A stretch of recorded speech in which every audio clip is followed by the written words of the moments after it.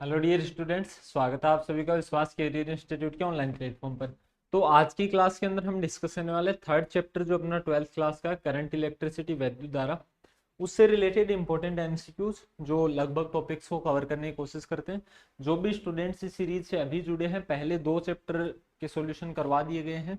ये जितने भी क्वेश्चन हैं ये सारे अपने जो विश्वास कैरियर इंस्टीट्यूट की आरवी पब्लिकेशन सीकर के नाम से बुक है आरयूएचएस की, इसके अंदर है। इसमें हर चैप्टर की थ्योरी और क्वेश्चंस है। ठीक है, तो उन्हीं क्वेश्चंस को हम डिस्कस कर रहे हैं। बाकी अगर आपकी तैयारी हो चुकी है बीएससी नर्सिंग के लिए, तो अपनी free of cost test series चल रही है विश्वास ई लर्निंग ऐप पर, वहां से भी आप जुड़ सकते हैं। लिंक सारी चीजों का आपको डिस्क्रिप्शन के अंदर मिल जाएगा। टेस्ट का क्या सिलेबस होता है, कब कंडक्ट किया जाता है, इसका शेड्यूल आपको टेलीग्राम चैनल पर मिलेगा। तो ये सारी चीजें आप चेकआउट कर सकते हो। डायरेक्टली स्टार्ट करते हैं। विच of the following is non ohmic resistance. गैर ओमिक प्रतिरोध कौन होते हैं जो ओम के नियम का पालन नहीं करते। ओम्स लॉ को फॉलो कौन करते हैं। ओम का नियम क्या कहता है, V directly proportional to I. Voltage और करंट दोनों क्या होंगे, डायरेक्टली प्रोपोर्शनल। जैसे जैसे वोल्टेज बढ़े वैसे वैसे क्या बढ़ना चाहिए, करंट बढ़ना चाहिए। मतलब वी और आई के बीच का ग्राफ कैसा होना चाहिए, स्ट्रेट लाइन। जिनके लिए वी और आई के बीच का ग्राफ सीधी रेखा होता है वो ओमिक होते हैं, नहीं होता वो क्या होते हैं, नॉन ओमिक। तो इनमें से नॉन ओमिक कौन सा है, डायोड। ठीक है, गैर ओमिक प्रतिरोध कौन है, डायोड। एक नॉन ओमिक रेजिस्टेंस है। डायोड के लिए ग्राफ कैसा आता था, डायोड के लिए अगर आपने वोल्टेज का करंट के साथ ग्राफ पढ़ाओ तो इस तरीके का होता है, फॉरवर्ड बायस में, रिवर्स बायस में इस तरीके का होता है। तो ये एक स्ट्रेट लाइन नहीं है, इसलिए ओम्स लॉ को फॉलो नहीं करता। The position offered by electrolytes to cell to flow of current. Cell के अंदर जो आप घटक भरे होते हैं इलेक्ट्रोलाइट फील्ड होते हैं, उनके कारण जो प्रतिरोध उत्पन्न होता है उसको क्या कहते हैं, इंटरनल रेजिस्टेंस। सेल के लिए इक्वेशन याद रखना, V is equal to E minus I R. यहाँ स्मॉल आर क्या होता है, इंटरनल रेजिस्टेंस, आंतरिक प्रतिरोध। ये जब सेल डिस्चार्ज हो रहा होता है, सेल का अनावेशन होता है, उस समय की हमारे पास कंडीशन आती है। तो ई क्या होती है यहाँ पर, ईएमएफ। आई क्या होता है, करंट। और स्मॉल आर क्या होता है, इंटरनल रेजिस्टेंस, आंतरिक प्रतिरोध। ये सारी चीजें आती है हमारे पास। In series combination of two और मोर देन टू रेजिस्टेंसेस, दो या दो से अधिक प्रतिरोधों के श्रेणी क्रम संयोजन। सीरीज कॉम्बिनेशन में करंट हमेशा क्या रहेगा, सेम रहेगा। करंट थ्रू इस रेजिस्टर इज सेम। प्रत्येक प्रतिरोध से धारा क्या होती है, समान होती है। वोल्टेज थ्रू इस रेजिस्टेंस इज सेम। ये किस में होता है, ये होता है पैरेलल में। ये किस कॉम्बिनेशन में होता है, पैरेलल कॉम्बिनेशन में, समांतर क्रम संयोजन में। नाइदर करंट नॉर वोल्टेज, ऐसा तो कभी नहीं होता। देखो सीरीज में कौन सेम रहता है, करंट सेम रहता है। पैरेलल में, समांतर में कौन सेम रहता है, वोल्टेज सेम रहता है। याद रखना इस बात को। होम सप्लाई के अंदर, घरेलू सप्लाई के अंदर हम कौन सा संयोजन काम में लेते हैं, समांतर या पार्श्व क्रम संयोजन ही काम में लेते हैं, जिसमें चीजें पैरेलल में जुड़ी हो। फिर नेक्स्ट है करंट डेंसिटी। धारा घनत्व क्या होता है, वेक्टर क्वांटिटी। करंट स्केलर, लेकिन करंट डेंसिटी, धारा घनत्व कैसी होती है, सदिश भौतिक राशि होती है। होती क्या, करंट अपॉन एरिया। और करंट की डायरेक्शन के अलोंग ही क्या होती है, करंट डेंसिटी की डायरेक्शन होती है, धारा घनत्व की दिशा होती है। चलिए हमारे पास चीजें आ चुकी है। नेक्स्ट क्वेश्चन देखना, which of the following IV graph represents ohmic conductor. Ohmic कौन से होते हैं, अभी मैंने बताया वी और आई के मध्य का ग्राफ कैसा होना चाहिए, सीधी रेखा होनी चाहिए। तो ये ग्राफ जहां स्ट्रेट लाइन है, अच्छा वी आई अगर सीधी रेखा तो आई भी क्या होगी, straight line. A wire of resistance 3 ohm is cut into 3 pieces which are then joined in form of triangle. एक तार था जिसका प्रतिरोध 3 ओम था, उसको कितने भागों में काट लिया, 3 भागों में। तो एक भाग कितने का कटा होगा, 1 ओम का। फिर उनको किसकी फॉर्म में जोड़ दिया, ट्राइंगल की फॉर्म में। ये 1 ओम, ये भी 1 ओम, और ये भी कितना है, 1 ओम। फिर क्या कह रहा है, the equivalent resistance between any two corners, कोई भी दो कॉर्नर हो, रिजल्ट सेम ही आएगा हमेशा। किन्हीं दो कॉर्नर के बीच में, त्रिभुज के किन्हीं दो कोनों के बीच समतुल्य प्रतिरोध। ये देखना, ये दोनों किस में, सीरीज में। सीरीज में क्या आ जाएगा, इन दोनों का जुड़ जाएंगे तो ये कितना हो गया, 2 ओम। फिर ये दो और ये एक किस में, पैरेलल में। पैरेलल का क्या फॉर्मूला होता है, 1/rp is equal to 1/r1 plus 1/r2। तो 1/rp किसके इक्वल आ गया, 3/2। लेकिन हमें क्या निकालना, पैरेलल में रेजिस्टेंस, तो rp किसके इक्वल आ जाएगा, 2/3। 2/3 कहाँ है अभी, 2/3। फर्स्ट ऑप्शन ही हमारे पास करेक्ट हो जाएगा। तो रेजिस्टेंस कितना आएगा, 2/3 के फॉर्म में हमारे पास रेजिस्टेंस आ जाएगा। How much electrical energy is consumed by 100 vote lamp use for 6 hours every day for 30 days. वैद्युत ऊर्जा, इलेक्ट्रिकल एनर्जी। इलेक्ट्रिकल एनर्जी का क्या फॉर्मूला होता है, E is equal to power into time. Power कितनी दे रखी है, 100 वाट का बल्ब है भी हमारे पास, अच्छी बात है। कितनी देर काम में ले रहे हैं, 6 घंटे। तो टाइम कितना है, 6 घंटे कितने दिन, 30 दिन। ये कितना हो जाएगा, ये वैल्यू किस में आ जाएगी, वॉट आवर। तो यहाँ से कितना हो गया, 18 गुणा 1000 वॉट आवर, या आवर को इसी फॉर्म में लिख लेते हैं आवर। तो इसको क्या लिख सकते हैं, 1000 को क्या लिखा जा सकता है, किलो। तो ये कितना हो गया, 18 किलोवाट आवर। इसी को 18 यूनिट भी बोलते हैं ना, इसी को क्या बोल सकते हैं, किलोवाट आवर को कॉमनली क्या कहा जाता है, यूनिट कहा जाता है। तो हमारे पास कितना इलेक्ट्रिकल एनर्जी कंज्यूम होगी, 18 यूनिट के इक्वल एनर्जी कंज्यूम हो जाएगी भी हमारी।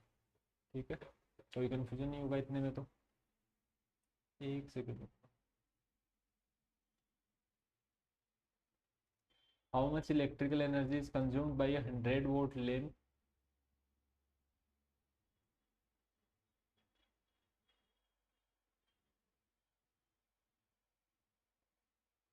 ठीक है, कौन सा ऑप्शन आ जाएगा अपने पास, सेकंड ऑप्शन ही करेक्ट होगा। सेवंथ में कौन सा ऑप्शन आ चुका है, सेकंड, 18 किलोवाट आवर। ये नोट कर लेना। अच्छा, किलोवाट आवर को हम यूनिट भी बोलते हैं, इतना आप जानते ही होंगे भी। नेक्स्ट क्वेश्चन देखते हैं। नेक्स्ट क्वेश्चन है क्या अपने पास, n resistance each of resistance R ohm are connected in parallel, given equivalent resistance if these resistance are connected in series the combination would have. एक बार इनको किस में जोड़ा जा रहा है, एन प्रतिरोध है, एक बार किस में जोड़ा, समांतर में जोड़ा। तो पैरेलल में जोड़ने पर क्या होता है, देखो पैरेलल में चीजें क्या हो जाती हैं, ये हमारे पास स्मॉल आर, ठीक है, आर कितने प्रतिरोध हैं, एन प्रतिरोध है, एन रेजिस्टर्स हैं, किस में जोड़ा, पैरेलल में। पैरेलल का क्या फॉर्मूला होता है, 1/rp is equal to 1/r1 plus 1/r2 plus 1/r3। ऐसे ही चलता जाएगा, कितने टाइम चलेगा, एन टाइम्स। इस यहाँ से क्या लिखा जा सकता है, इसी को एन बाई आर भी लिख सकते हैं ना। तो कैपिटल आर किसके इक्वल आ गए, स्मॉल आर बाई एन। यही है हमारे पास पैरेलल के अंदर जब ये जुड़े हुए थे। और पैरेलल में जो रेजिस्टेंस हो किसके इक्वल है, small R. If these resistance would be connected in series, अगर इन्हीं को सीरीज में जोड़ते, सीरीज में जोड़ने से क्या होता है देखना, सीरीज के अंदर जोड़ते तो R plus R plus R कितने टाइम्स होता, एन टाइम्स। तो सीरीज के लिए क्या फॉर्मूला आ जाता है हमारे पास, n into small R. Small R की जगह क्या लिख सकता हूँ, यहाँ से देखना, स्मॉल आर की जगह क्या लिखा जा सकता है, एन इंटू कैपिटल आर। तो ये कितना बन जाएगा, एन स्क्वायर आर। कौन सा ऑप्शन करेक्ट हो गया हमारे पास, A option, first option correct आ जाएगा। देखो केवल कैलकुलेशन बेस्ड क्वेश्चन है, केवल क्या करनी पड़ रही है मेन क्वेश्चन के अंदर, कैलकुलेशन के ऊपर आधारित क्वेश्चन है। Kirchhoff first and second law, पहला नियम किरचॉफ का धारा का नियम होता है, एग्जाम में बहुत बार क्वेश्चन आता है। फर्स्ट लॉ से रिलेटेड क्वेश्चन अभी 2024 में भी आया था आपके। कौन किस पर आधारित होता है, तो पहला किस पर, चार्ज आवेश संरक्षण, और दूसरा ऊर्जा संरक्षण। पहला नियम क्या होता है, संधि का नियम, जंक्शन लॉ भी बोलते हैं। सेकंड को क्या बोलते हैं, लूप लॉ, पाश का नियम भी बोलते हैं। इन दोनों के ऊपर डिपेंड करता है चार्ज और एनर्जी कंजर्वेशन पर।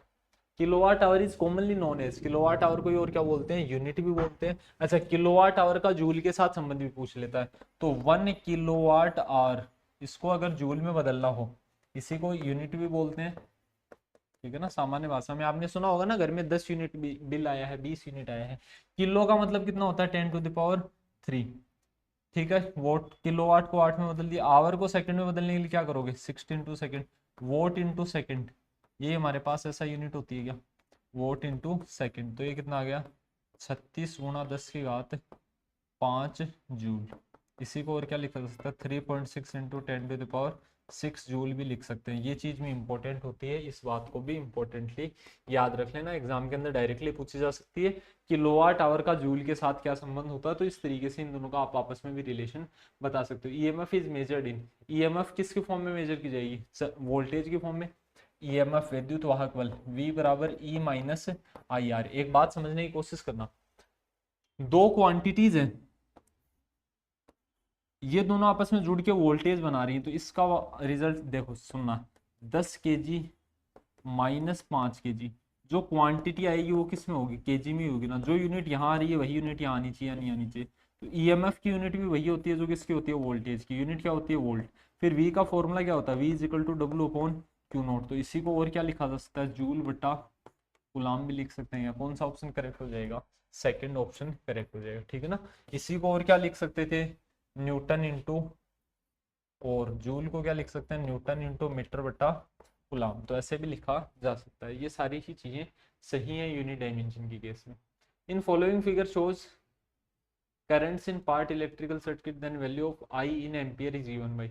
आई कितना होगा देखना, यहाँ से स्टार्ट करते हैं। इधर से 3 एम्पियर है, इधर से 1.5, यहाँ कितना गया 4.5 एम्पियर। इसमें से 0.5 इधर निकल गया, इधर कितना बचा 4, 4 में से 2.5 इधर निकल गया तो इधर कितना बचा, 4 में से 2.5 निकल जाएगा तो कितना बचेगा 1.5। आई कितना निकला 1.5 आया, ये ऐसा कैसा चला गया, आई की वैल्यू कितनी आ गई 0। कौन सा ऑप्शन करेक्ट हो जाएगा हमारे पास, ऑप्शन नंबर डी करेक्ट हो जाएगा। इनमें से कोई सही नहीं है। आई की वैल्यू कितनी है, यहाँ से निकलने वाला करंट, अरे किरचॉफ का धारा का नियम, किरचॉफ करंट लो क्या कहता है, किसी भी जंक्शन पॉइंट या किसी भी संधि बिंदु पर इनकमिंग करंट किसके बराबर होता है, आउटगोइंग करंट। निवेश धारा और निर्गत धारा बराबर होती है। फिर with increase in temperature the conductivity, अच्छा तापमान बढ़ाने पर क्या होता है, दोनों के लिए मैं बता देता हूँ। कंडक्टर में क्या होता है और सेमीकंडक्टर अर्धचालक में क्या होता है। टेम्परेचर बढ़ाने से कंडक्टर में रेजिस्टिविटी बढ़ती है और कंडक्टिविटी कम होती है। यहाँ टेम्परेचर बढ़ाने से रेजिस्टिविटी कम होती है और कंडक्टिविटी बढ़ती है। चालकता और प्रतिरोधकता एक दूसरे के उल्टे होते हैं। सिग्मा को क्या लिखा जा सकता है 1/ρ। सिग्मा क्या होती है कंडक्टिविटी चालकता, रो क्या होती है प्रतिरोधकता रेजिस्टिविटी। तो metals increase with increase in temperature the conductivity. Conductivity temperature बढ़ाने पर मेटल्स, कंडक्टर मतलब मेटल नहीं है, चालक मतलब धातुएं चालक की तो होती है। तो टेम्परेचर बढ़ाने से सिग्मा घटेगा, टेम्परेचर बढ़ाने से सिग्मा घटेगा। मेटल में डिक्रीज करता है और सेमीकंडक्टर में क्या करती है इंक्रीज। टेम्परेचर बढ़ाने से सेमीकंडक्टर में इंक्रीज। कौन सा ऑप्शन करेक्ट हो गया, सेकंड ऑप्शन करेक्ट हो जाएगा। 13 नंबर में अपना कौन सा आंसर करेक्ट हो गया, सेकंड। फिर नेक्स्ट देखना, the product of resistivity and conductivity, चालकता और प्रतिरोधकता। सिग्मा किसके इक्वल 1/ρ, ये आपके एग्जाम का क्वेश्चन है।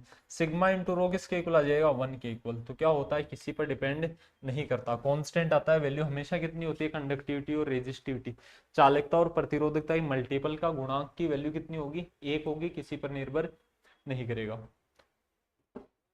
फिर क्या कह रहा है, 2 वायर्स है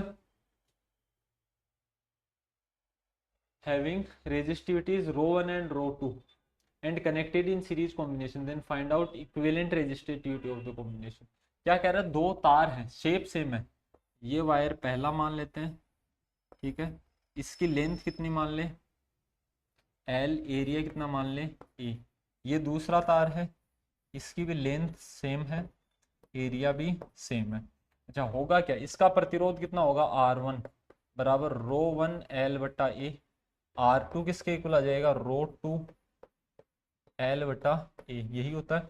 इन दोनों को क्या कर दिया आपस में श्रेणी क्रम में जोड़ दिया, सॉरी, दोनों को किस कॉम्बिनेशन के अंदर जोड़ा, सीरीज कॉम्बिनेशन में। ये लेंथ L थी, ये लेंथ L थी, एरिया तो एरिया A ही रहेगा। रेजिस्टेंस क्या होता है, इक्विवेलेंट रेजिस्टेंस कितना आता है R1 प्लस R2, यही होता है नहीं होता भी। तो R इक्विवेलेंट को क्या लिख सकता हूँ मैं, R1 की वैल्यू तो है हमारे पास कितनी है ρ1 L बटा A, R2 कितना है ρ2 L बटा A। R इक्विवेलेंट समतुल्य प्रतिरोध कितना आ जाएगा, R इक्विवेलेंट रो इक्विवेलेंट इंटू L की जगह कितना आ चुका है इस बार 2L अपॉन में A। देखो एरिया तो उतना ही है लेकिन दोनों को सीरीज में जोड़ा, दो तार थे दोनों को सीरीज में जोड़ा तो लेंथ कितनी हो चुकी होगी डबल। कौन कौन कैंसिल आउट हो गया, L कॉमन आ गया दोनों तरफ, A भी कॉमन आ गया, ये सारी वैल्यूज क्या होगी कैंसिल आउट। तो रो इक्विवेलेंट किसके इक्वल आएगा, रो किसके इक्वल आ गया ρ1 प्लस ρ2 अपॉन में कितना आ जाएगा 2। कौन सा ऑप्शन करेक्ट हो जाएगा, सी ऑप्शन करेक्ट हो जाएगा। थर्ड ऑप्शन सही है इस क्वेश्चन में। फिर नेक्स्ट क्वेश्चन देखना, 0.2 ampere current flowing through a resistance of 10 ohm by cell of EMF. सेल का ईएमएफ दिया हुआ भी आपको, 0.2 एम्पियर करंट फ्लोइंग, आई की वैल्यू कितनी दे रखी है 0.2 ampere flowing through resistance 10 ohm, प्रतिरोध कितना दे रखा है 10 ohm, by the cell of EMF. Cell है उसका ईएमएफ कितना दे रखा है, ईएमएफ दे रखा है 2.1 volt. Then find out the internal resistance of cell. क्या फॉर्मूला होता है, V बराबर E minus I into small R. यहाँ से वोल्टेज निकालोगे V किसके बराबर होता है, V बराबर IR। तो यहाँ से कितना आ गया 2 वोल्ट।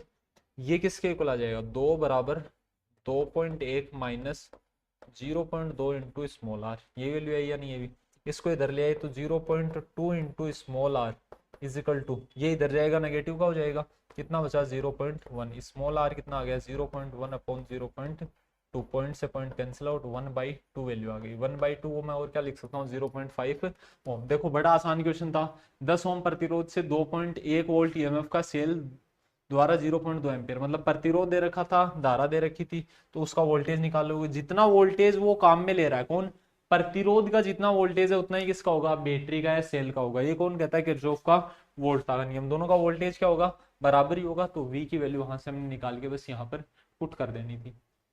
फिर नेक्स्ट देखना, current and voltage for given metallic wires are at two different temperatures T1 and T2 are shown in figure।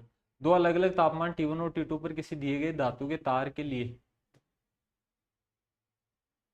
धारा और वोल्टता दिखाया गया वक्र। अच्छा सुनना, ये हमारे पास क्या होता है, V और I के बीच का ग्राफ। V किसके बराबर होता है, IR, यही होता है। अब मुझे एक बात बताओ, इन दोनों के बीच में ग्राफ कैसा आना चाहिए था, सीधी रेखा। तो इसको कंपेयर हम किससे कर लेते, y बराबर mx से, y की जगह कौन। अब इसी को देखना, इसी ग्राफ को मैं कन्वर्ट कर रहा हूँ, इसी ग्राफ को मैंने क्या कर दिया कन्वर्ट, यहाँ पर I ले आए, यहाँ पर क्या ले आए v। तो इसको क्या ऐसा लिखा जा सकता है कि I बराबर v बट्टा r, ऐसा भी तो लिख सकते हैं। v अगर आई आर के बराबर है तो I को क्या लिखा जा सकता है, v बटा r। अब इसको कंपेयर कर लो, y बराबर mx, y की जगह कौन है इस बार I, अक्स की जगह कौन, इसकी ढाल इसकी स्लोप कौन होती थी, इसकी स्लोप होती थी रेजिस्टेंस प्रतिरोध। देखो m की जगह कौन आ रहा था r, यहाँ पे y की जगह कौन आ रहा है I, अक्स की जगह कौन आ रहा है v, स्लोप कौन होगी इस बार, ढाल क्या होगी इसकी, ढाल स्लोप। इस बार स्लोप कौन हो चुकी है अभी हमारे पास, स्लोप आएगी 1/r, जिसकी ढाल ज्यादा उसका प्रतिरोध क्या होगा, कम। अब तापमान प्रतिरोध पर निर्भर करता है नहीं करता भी, टेम्परेचर बढ़ाने से, टेम्परेचर बढ़ाने से रेजिस्टिविटी इंक्रीज करती है, रेजिस्टेंस के ऊपर भी सेम डिपेंडेंस आती थी या नहीं आती थी। तापमान बढ़ाओगे प्रतिरोध क्या हो जाएगा, बढ़ जाएगा, किसका, धातु के तार का। तो यहाँ आप ग्राफ देख लो है ना, यहाँ कितना दे रखा है T1, यहाँ कितना दे रखा है T2, जिसकी ढाल ज्यादा इसकी स्लोप ज्यादा है, इसका मतलब इसका टेम्परेचर क्या है, अरे जिसकी स्लोप ज्यादा उसका रेजिस्टेंस कम, रेजिस्टेंस कम तो टेम्परेचर भी कम, T1 कम होगा और T2 क्या होगा, ज्यादा। कौन सा ऑप्शन करेक्ट आ गया, थर्ड ऑप्शन करेक्ट आ जाएगा। कैसे हुआ ये क्वेश्चन समझ में आ गया होगा, यहाँ से डायरेक्टली पूछता तब तो आप क्या बताते, यही क्वेश्चन होता, इधर V होता इधर I होता, तो ऑप्शन कौन सा आ जाता, सेकंड ऑप्शन। ठीक है ना, तो मैंने जो चीजें बताई एक बार दोबारा पढ़ लेना इनको। From one city to another city, electrical power is transmitted to 150 kilometer distance by copper wires. Potential drop per kilometer, average resistance per kilometer, then power loss. Power का क्या फॉर्मूला होता है, P is equal to VI बराबर I square, R बराबर V square बटा R। ये सारे फॉर्मूले लिखे जा सकते हैं। अब हमें क्या दे रखा है, V दे रखा है, देखो कितनी दूर जाना है, 150 किलोमीटर।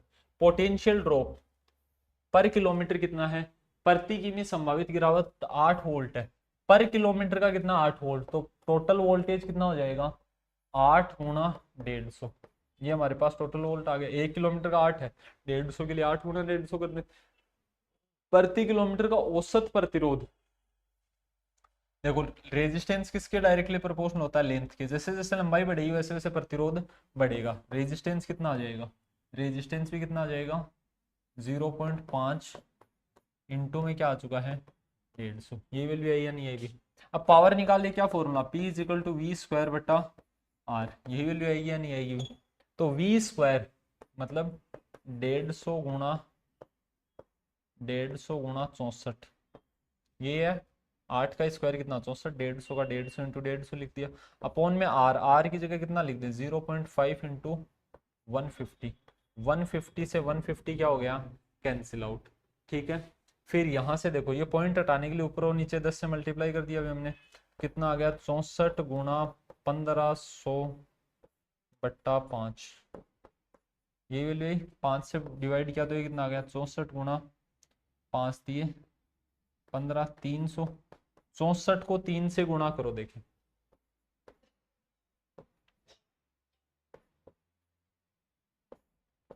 ये वैल्यू किसके अंदर है, ये पावर की वाट के अंदर। अब इसको किलोवाट में अगर बदलना हो क्या कर दे, 1000 से डिवाइड कर दे, इसको 1000 से डिवाइड किया तो ये किस में बदल गया,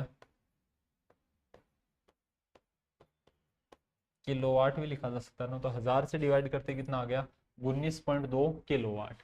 ठीक है, नोट कर लो, भी अच्छा क्वेश्चन है ये। ठीक है, नेक्स्ट चलते हैं। नेक्स्ट है 19 number question. 5 resistances of R were taken out, first 3 resistance connected in parallel combination, rest 2 are connected in series.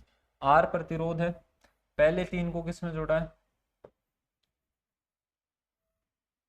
पहले 3 को समांतर या पार्श्व क्रम में जोड़ा गया, उसके बाद वाले 2 को किस में जोड़ा है, सीरीज में, श्रेणी में। ये आर, ये सब कितने आर। तो अगर पैरेलल में जुड़ते हैं तो कितने हो जाएंगे, R/3, यार कम हो जाते हैं ना, R/N फॉर्मूला होता है। देखो 1/R plus 1/R plus 1/R भी कर सकते हैं, तो कितना आता है 3/R, उल्टा करते तो कितना आता है R/3। ये किस में आ चुके हैं, सीरीज में। तो R इक्विवेलेंट किसके इक्वल आ जाएगा, R/3 प्लस R कितना आ गया, 2R प्लस R/3। मतलब ऐसे लिख लो यार, R+3R+3R, एलसीएम कितना लिया अभी हमने, 3, 3 और 3 6, 1 7R/3, 7R/3। कौन सा ऑप्शन आ गया, सेकंड ऑप्शन करेक्ट हो जाएगा हमारे पास। तो इसका भी सॉल्यूशन लिख लो, 19 नंबर का आंसर हमारा क्या आ गया, सेकंड ऑप्शन करेक्ट हो गया।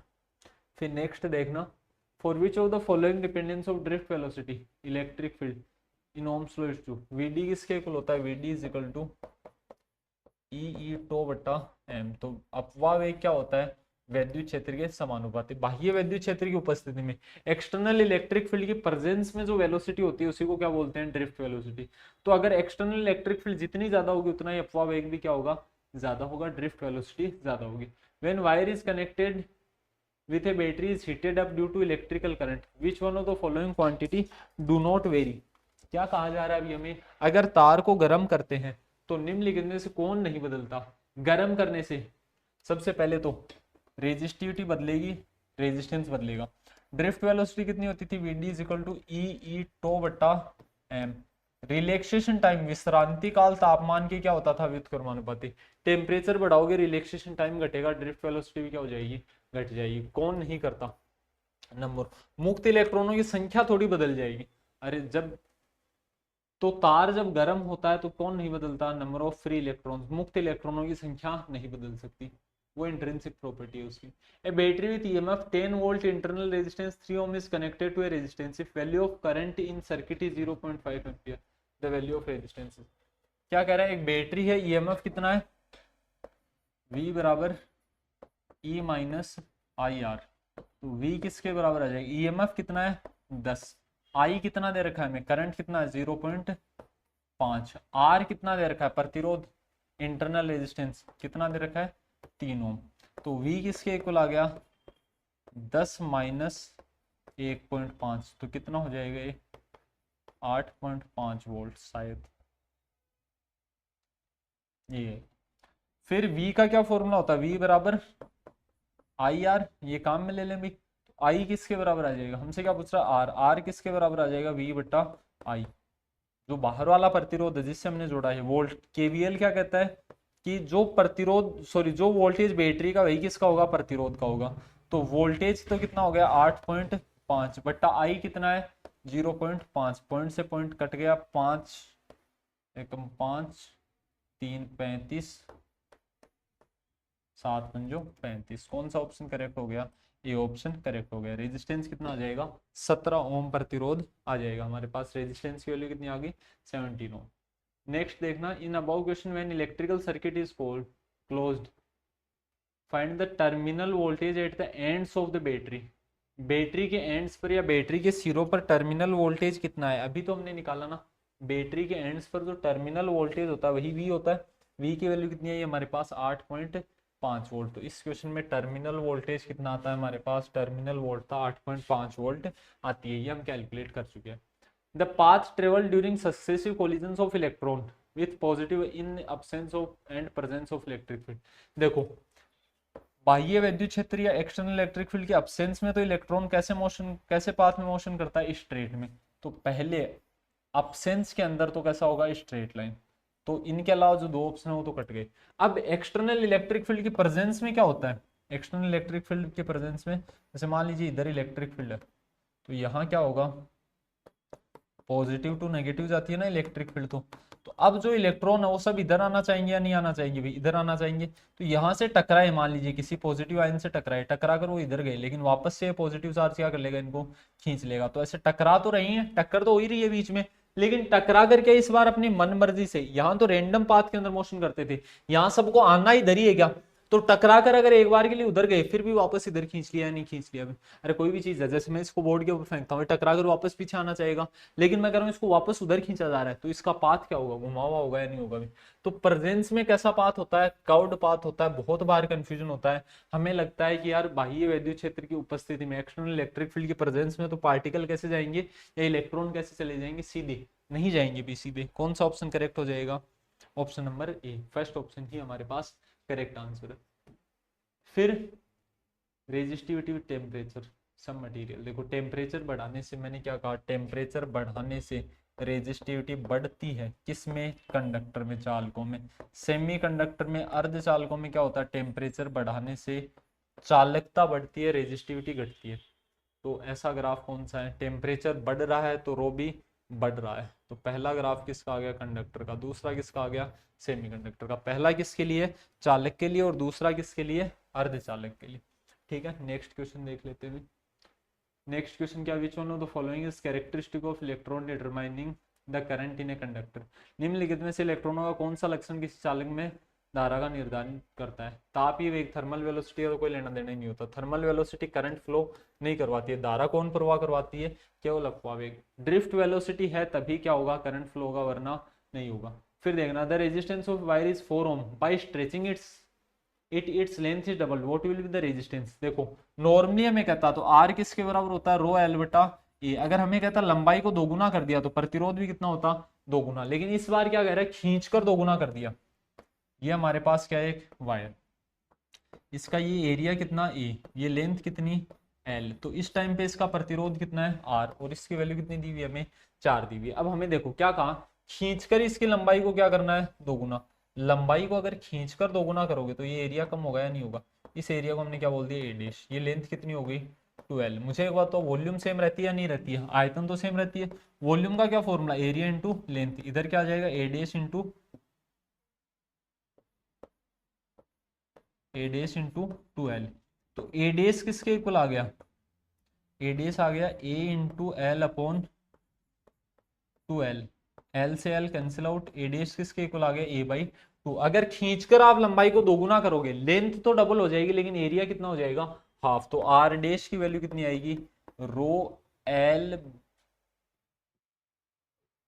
रो इंटू लेंथ कितनी हो चुकी है डबल, एरिया कितना हो चुका है हाफ। तो ये कितना हो जाएगा, 4 इंटू रो एल अपॉन ए। इस रो अपॉन एल की जगह क्या लिख सकता हूँ, आर। तो आर डेस किसके इक्वल आ गया, 4r। आर की वैल्यू कितनी दे रखी थी, 4 ओम। तो ये कितना हो जाएगा, 16 ओम।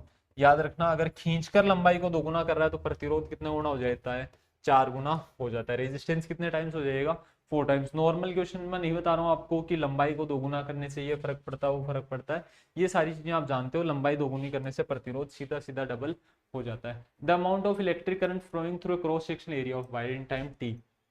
आई का फॉर्मूला क्या होता है, अगर एक फिक्स टाइम दे रखा तो आपसे इंस्टेंटेनियस करंट पूछा, आई का फॉर्मूला क्या, डी क्यू बटा डी टी। क्यू दे रखा था क्या आपको, कितना दे रखा था, 5t²। 5t² का डिफरेंशिएशन, अवकलन करने का तरीका याद रखना, डिफरेंशिएशन अक्स की पावर n का, अक्स की पावर n का डिफरेंशिएशन कितना होता है, n अक्स की पावर n-1।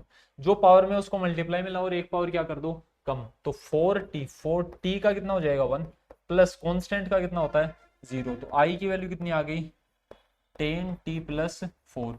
कितने टाइम के ऊपर, t बराबर 4, एट t = 4 सेकेंड। t बराबर 4 सेकेंड पर आई किसके बराबर आ जाएगा, 40 + 4 बराबर 44 एम्पियर। कितना करंट फ्लो कर रहा होगा, 44 एम्पियर करंट फ्लो कर जाएगा। ठीक है, इस कंडीशन के अंदर हमारे पास धारा कितनी आ गई, 44 एम्पियर। ठीक है, अभी कोई कंफ्यूजन नहीं होगा उतने में। फिर नेक्स्ट क्वेश्चन देखना, 2 ओमिक कंडक्टर्स V और I के बीच का ग्राफ दे रखा है। देखो डाल, स्लोप का क्या फॉर्मूला होता है, स्लोप क्या होती है भी, टेन थीटा। टेन थीटा किसके बराबर होती है? स्लोप। और स्लोप किसकी तरह काम कर रही है? y बराबर एम एक्स। इससे हम कंपेयर किसको करते हैं? v बराबर आई आर।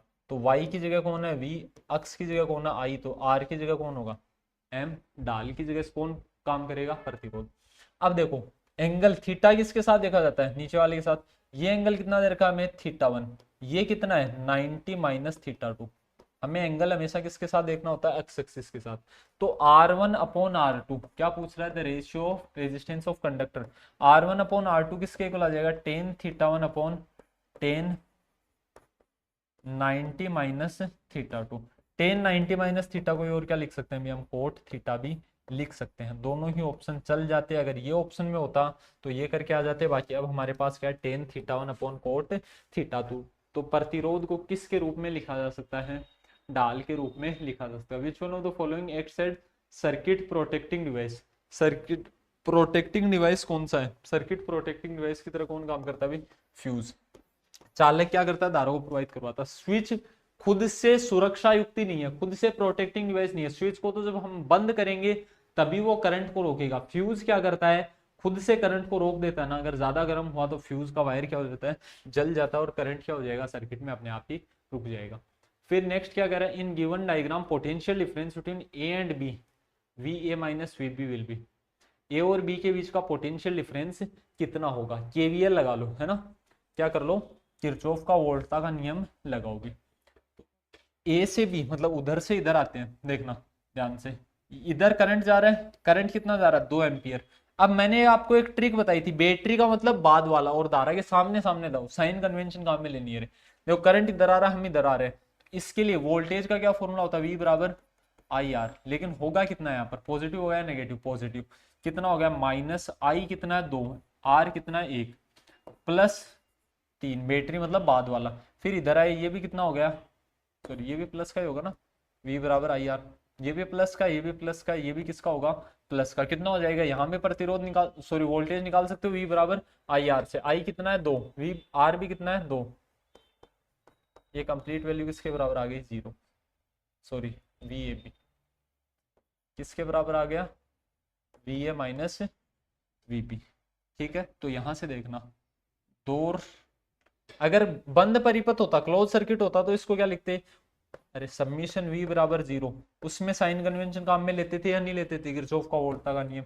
तो यहाँ भी हमने क्या किया? तीनों की वोल्टाओं को आपस में जोड़ दिया है। इधर करंट इधर जा रहा था तो हम इधर चल रहे हैं, तो ये भी पॉजिटिव, ये भी पॉजिटिव। धारा अगर सामने से आए तो वैल्यू कैसी होती है? पॉजिटिव। प्लस ये बैटरी मतलब बाद वाला जो टर्मिनल है वो हमेशा काम में लेना होता है आपको।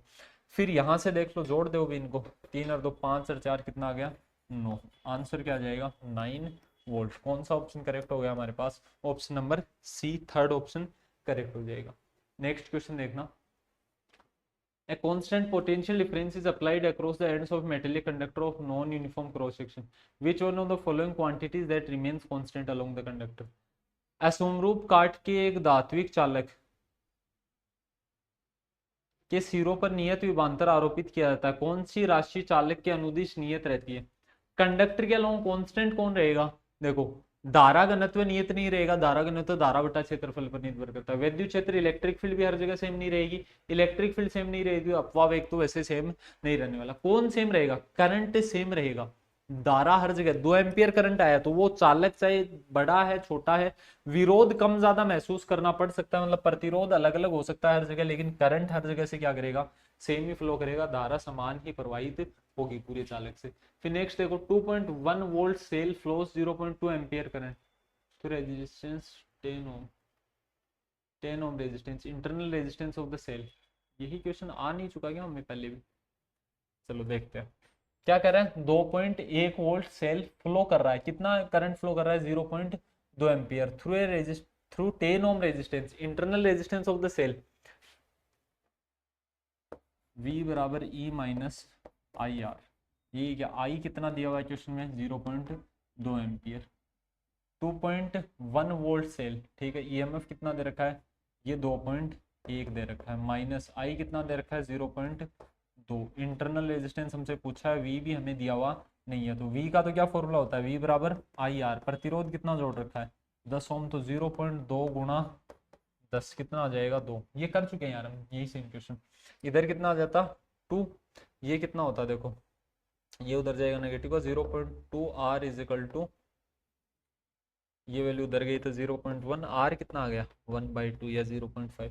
यही सेम क्वेश्चन कर चुके हैं हम पहले भी, ठीक है ना। ये सेम ही क्वेश्चन है, कौन कौन सा, एक तो ये 33 नंबर क्वेश्चन और एक पहले भी आया था शायद, देख लेना आप।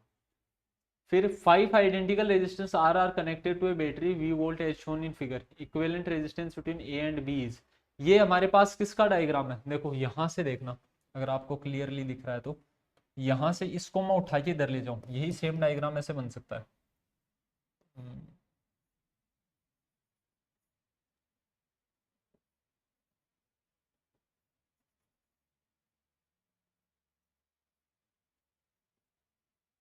ये व्हीट स्टोन ब्रिज का डायग्राम है।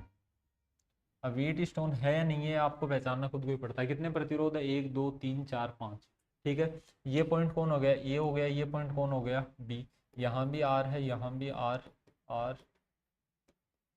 ठीक है भी। देखो क्या किया, क्या हमने इस तार को पकड़ के यहाँ से इधर ले आए पूरे को, ठीक है। आर और ये पॉइंट कौन है एफ, इनके बीच में तो कुछ नहीं जुड़ा हुआ। एफ से एक प्रतिरोध सी के बीच में जुड़ा हुआ, तो ये हमने जोड़ दिया। एफ से एक प्रतिरोध किसके बीच में जुड़ा हुआ है, डी, ये भी जोड़ दिया, ये भी जोड़ दिया। फिर सी और डी के बीच में एक प्रतिरोध जुड़ा हुआ है, ये भी हमने कनेक्ट कर दिया। फिर सी और ई के बीच में, इस पॉइंट को हम क्या बोल देते हैं, सी ई, तो सी और ई के बीच में एक जोड़ दिया। फिर डी और ई के बीच में एक, डी और ई के बीच में एक जुड़ गया। सारे प्रतिरोध जुड़ गए या नहीं जुड़ दिए, पांचों रेजिस्टेंस जोड़ दिए, मतलब ये और ये डायग्राम सेम है। इसमें क्या होता है, बीच वाले को तो आपको कंसिडर नहीं करना होता। बैलेंस्ड कंडीशन है ना, पी अपॉन क्यू किसके बराबर, आर अपॉन एस। अब सोल्व कर लो इसको, अब तो बड़ा आसान है ना सोल्व करना। व्हीट स्टोन ब्रिज में याद रखना रहे हमेशा,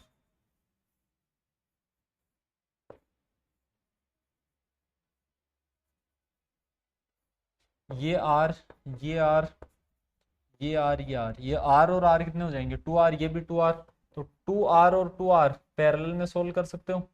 समांतर क्रम में 2r और 2r को सोल्व करना है, तो पैरेलल में रेजिस्टेंस क्या हो जाते हैं आधे, कितना बचेगा r ही बचेगा। अगर चारों रेजिस्टेंस सेम है तो चाहे वो प्रतिरोध हो चाहे वो कैपेसिटर हो, जो हमारा क्वेश्चन है उसके अंदर जो वैल्यू दे रखी है, आर की जगह 5 ओम दिया हुआ था तो आंसर कितना आ जाता, 5 10 दिया हुआ था तो 10 आ जाता, कोई फर्क नहीं पड़ता, अभी आंसर सेम ही आना है। क्यों आना है वो हमने सोल्व कर लिया।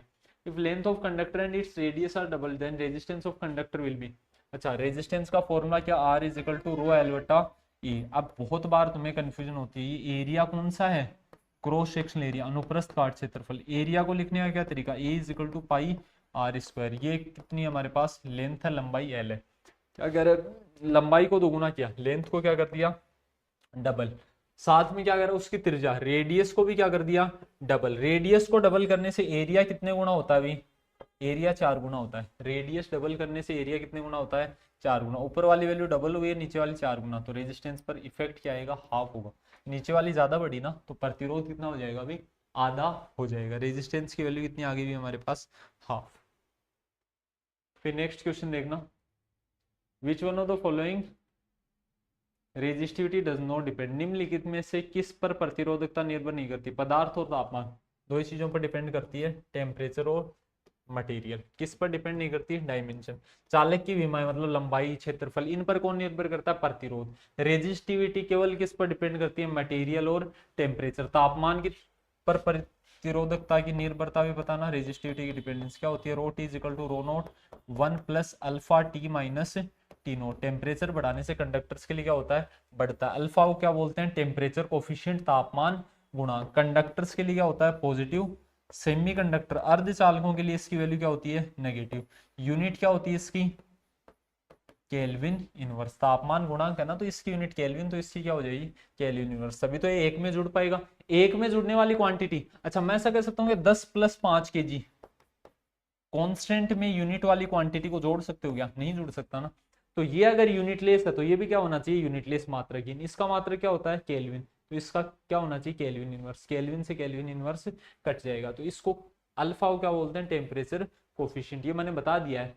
प्रतिरोधकता के तापमान पर निर्भरता, रेजिस्टिविटी की टेम्परेचर पर डिपेंडेंस, ये एक फॉर्मूला हमें बताता है। तो हमसे तो ये पूछा था ना किस पर नहीं करता। फिर क्या कह रहा है, a 220 volt 100 volt bulb is connected to 110 volt power consumed by the bulb। Power का क्या फॉर्मूला होता है, P is equal to VI बराबर I स्क्वायर, R बराबर V स्क्वायर बटा R। अच्छा देखो कर क्या रहा है, वोल्टेज बदल रहा है। पहले 220 वोल्ट से जोड़ रखा था तो पावर कितनी थी 100 वाट, अब किससे जोड़ दिया 110 वोल्ट से। फर्क क्या पड़ेगा ध्यान से समझना, वोल्टेज को कितना कर रहा है अभी, हाफ कर रहा है। वोल्टेज 220 वोल्ट से कितनी हो चुकी है 110 वोल्ट। रेजिस्टेंस कभी भी चेंज नहीं होता, वोल्टेज हाफ हुआ। वी और आई डायरेक्टली प्रोपोर्शनल होते हैं क्या, वोल्टता और धारा क्या होते हैं समानुपाती। वोल्टेज को कितना किया हाफ, वोल्टेज को हाफ करने से इसके स्क्वायर का चेंज आता है क्या, अरे वोल्टेज को हाफ करेगा तो करंट भी कितना हो जाएगा हाफ, दोनों आधे हो गए तो वो पावर कितनी हो जाएगी 1/4 हो जाएगी। ठीक है ना, तो पावर 100 वोट थी, इसकी 1/4 हो जाएगी, तो कितना आंसर आ जाएगा 25 वोट। डायरेक्टली यहाँ से सोल्व हो जाता है नहीं हो जाता। अभी वोल्टेज 220 थी, अब कितनी कर दी 110, तो वोल्टेज को आधा करते हो तो धारा भी कितनी होती है आधी। तो या तो यहाँ से देख लो 1/2 का स्क्वायर, इसको आधा किया तो इसका स्क्वायर कितना होगा 1/4 हो जाएगा। यहाँ से इसको आधा करोगे तो इसका स्क्वायर भी कितना है 1/4। कोई से फॉर्मूले से देख लो, पी का क्या फॉर्मूला V स्क्वायर बटा R, पी डैश बराबर v की जगह कितना लिखना है v/2 का होल स्क्वायर बटा में कितना आ जाएगा r, v स्क्वायर बटा 4r।